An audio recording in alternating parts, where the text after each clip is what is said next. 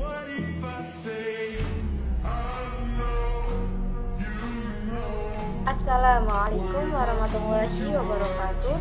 Nama saya Suci Nur Hatimah, NPM 2111070052 dari kelas IAUD Setangkan. Setiap materi yang berkaitan dengan pendidikan agama Islam itu sendiri, dengan begitu guru-guru akan benar-benar menguasai materi yang akan disampaikannya. Dan bila ada pertanyaan dari murid, guru akan lebih cepat dan tepat dalam menyampaikan materi yang mengikuti zaman global ini. Guru harus dapat mengemas materi yang menjadi lebih menarik sehingga dapat menimbulkan minat belajar peserta didik, yang akhirnya akan menimbulkan rasa penasaran pada materi tersebut dan dapat menumbuhkan rasa semangat tinggi untuk terus mendalami pendidikan agama Islam. Karena pendidikan agama Islam diajarkan di perguruan tinggi merupakan sebagai wujud untuk memberikan landasan pengembangan kepada kepribadian mahasiswa supaya menjadi kaum intelektual yang senantiasa beriman kepada Tuhan yang Maha Esa, memiliki budi pekerti yang baik, berpikir kritis, dan bersikap rasional. Kurangnya pengetahuan tentang agama seperti dosanya meninggalkan sholat 5 waktu, dosanya jika tidak menunaikan puasa Ramadan, zina, dan mengonsumsi makanan dan minuman haram. Ada juga anak-anak tidak akan mengerti banyak tentang keagamaan sehingga seringkali meninggalkan kewajiban sebagai umat Islam.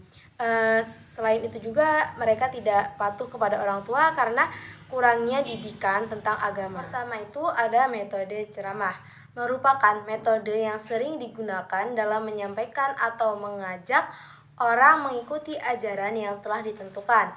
Metode ceramah sering disandingkan dengan khutbah atau saat siang hari, bisa disampingkan waktu sebelum sholat zuhur atau sesudahnya. Yang kedua, ada metode tanya jawab, merupakan salah satu metode yang menggunakan basis anak didik menjadi pusat pembelajaran. Metode ini bisa dimodif sesuai dengan pelajaran yang akan disampaikan. Bisa anak didik yang bertanya dan guru yang menjawab, atau bisa anak didik yang menjawab pertanyaan dari gurunya. Yang ketiga itu ada diskusi. Metode ini merupakan metode yang langsung melibatkan anak didik untuk aktif dan kreatif dalam pembelajaran diskusi. Bisa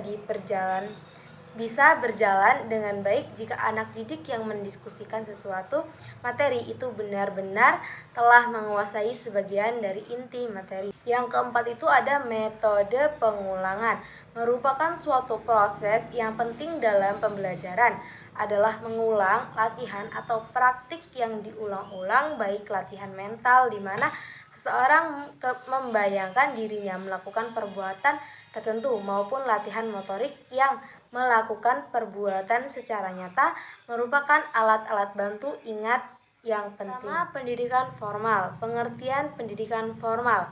Pendidikan formal adalah pendidikan yang dilakukan melalui jalur pendidikan di sekolah. Sekolah jalur ini memiliki jenjang pendidikan yang runtut dan jelas. Pendidikan formal dimulai dari pendidikan dasar, berkelanjutan ke menengah hingga pendidikan tinggi.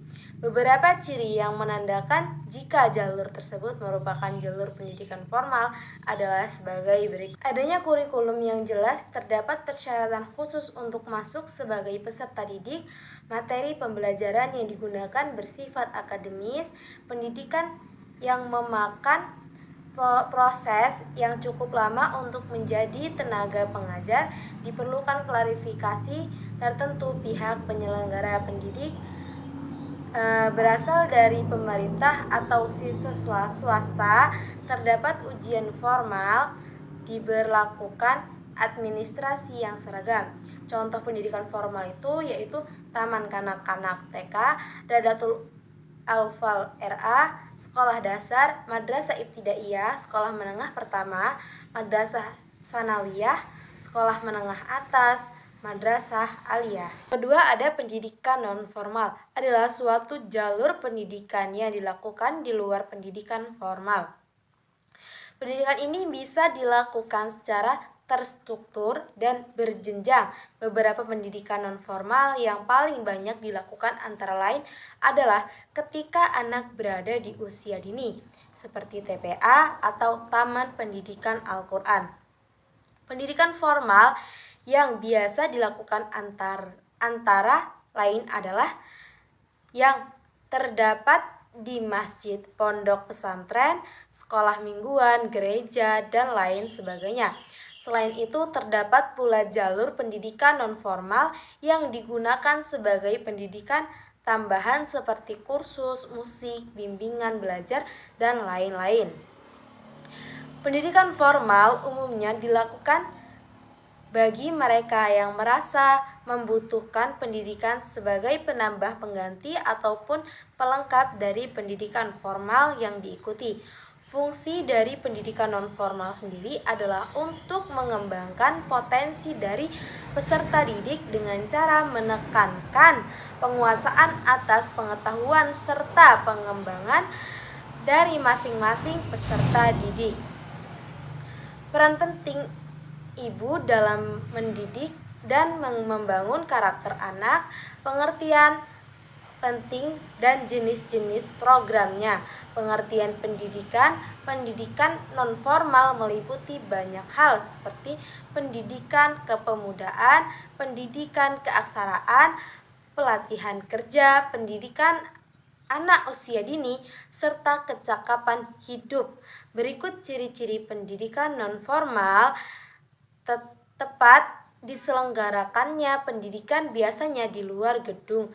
Terkadang tidak ada persyaratan khusus untuk masuk sebagai peserta didik, tidak memiliki jenjang pendidikan yang jelas, terdapat program khusus yang akan ditangani. Terkadang ada ujian biasa dilakukan oleh swasta maupun pemerintah pendidikan yang dilakukan berlangsung singkat. Contoh pendidikan non-formal yaitu kelompok belajar, tempat untuk penitipan anak, sanggar, tempat kursus, majelis taklim, dan lembaga latihan khusus. 3. Ada pendidikan informal. Jenis pendidikan yang satu ini dilakukan atas kesadaran serta rasa tanggung jawab dari siswa itu sendiri. Jalur pendidikan yang satu ini dilakukan secara mandiri. Alasan dilakukan pendidikan informal antara lain adalah sebagai berikut. Pendidikan sebaiknya dimulai dari lahir, pendidikan dimulai dari keluarga. Adanya pendidikan informal yang dilakukan untuk mencapai tujuan dari pendidikan nasional yang dilakukan di keluarga. Ciri-ciri pendidikan informal: tidak adanya persyaratan yang harus dilengkapi, tidak ada ujian, tidak ada lembaga yang menyelenggara, tidak ada materi yang tidak harus tersaji, tidak memiliki jenjang. Contoh pendidikan informal yaitu pendidikan informal adalah seorang ibu yang mengajarkan anaknya untuk berlaku sopan dan menjaga etika. Seorang ayah yang mendidik anaknya agar bertanggung jawab. Kakek yang menasehati cucunya agar berlaku jujur dan lain sebagainya. Baiklah, demikian presentasi dari saya. Apabila ada kesalahan, saya mohon maaf, dan kepada Allah saya mohon ampun. Akhirul kalam, wabillahi taufiq wal hidayah. Wassalamualaikum warahmatullahi wabarakatuh. What if I say